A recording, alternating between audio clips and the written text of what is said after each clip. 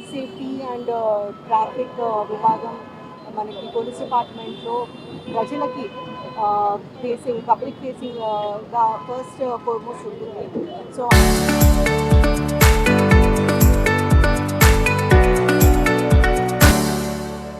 అందులో ప్రజలు పోలీస్ని ఎట్లా వ్యూ చేస్తారు, మన పబ్లిక్ పర్సెప్షన్ ఎట్లా ఉంది అనేది ట్రాఫిక్లో బాగా తెలుస్తూ ఉంటుంది. సో నెల్లూరులో చూస్తే ట్రాఫిక్లో మనకి మ్యాక్సిమం అందరూ పోలీసులు కృషి చేస్తున్నారు. North traffic and south traffic 2 divisions ఉన్నాయి. అందరూ బాగా కృషి చేస్తున్నారు.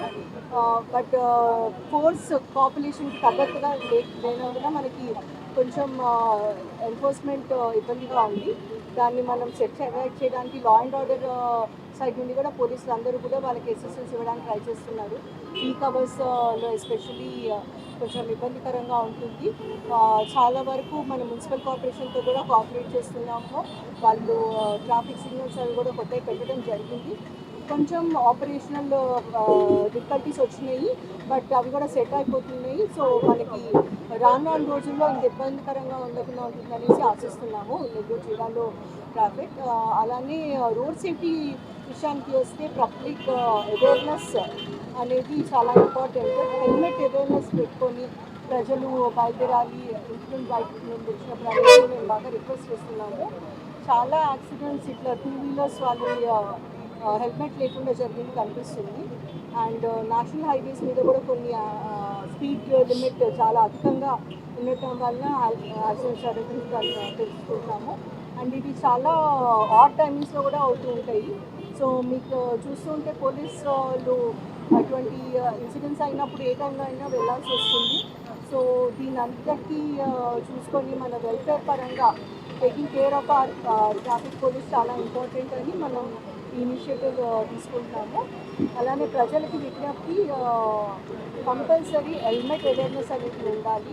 హెల్మెట్ పెట్టుకోకుండా బయటికి రావద్దు 2 వీలర్స్ నడిపేటప్పుడు. అలానే కార్స్ డ్రైవ్ చేసేటప్పుడు 3 వీలర్స్ ఆటోస్ వాటిల్లో ఎక్కువ స్పీడ్ లేకుండా వితిన్ పర్మిటెడ్ లిమిట్ లో నడిపించడం చాలా ముఖ్యము. రోడ్ ట్రాఫిక్ సేఫ్టీ రూల్స్ ఇవన్నీ కూడా మన అందరి కోసము. అండ్ మనం కరెక్ట్గా అందరికీ సేమ్గా ఎన్ఫోర్స్ చేస్తాము.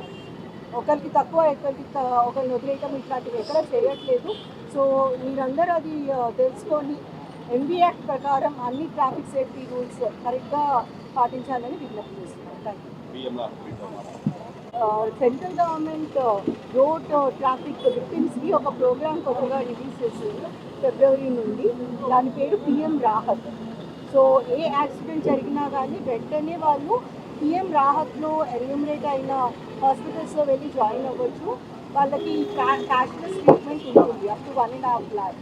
సో యాక్సిడెంట్ విక్టిమ్స్ ఎవరైనా ఉంటే టైం వేస్ట్ చేయకుండా అక్కడ చుట్టూ ఉన్న వాళ్ళు వెంటనే ఈ పిఎం రాహత్ స్కీమ్ కింద హాస్పిటల్స్లో వాళ్ళని అడ్మిట్ చేయాలని కోరుతున్నాము. అలానే ఎవరైతే అడ్మిట్ చేస్తారో పాసెస్ బై వాళ్ళకి గుడ్ సమర్థన్ అవార్డ్స్ అనేవి కూడా ఇవ్వడం జరుగుతుంది. సో ఈ గోల్డెన్ అవర్ రెస్పాన్స్ అనేది చాలా ముఖ్యం ట్రాఫిక్లో. సో ఆ గోల్డెన్ అవర్లో విక్టిమ్స్ని మనం హాస్పిటల్స్ దాకా చేరగలిగిస్తే వాళ్ళకి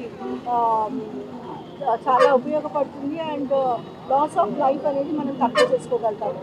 బట్ ప్రజలు కాస్త భయపడుతూ ఉంటారు, వల్ల పోలీస్ కేసులో మన పేరు వస్తుంది అనేది అనుకుంటారు. బట్ అటువంటి భయాలు పెట్టుకోకుండా ఈ పిఎం రాహత్లో గవర్నమెంట్ క్యాష్లెస్ ట్రీట్మెంట్ ఇప్పిస్తుంది.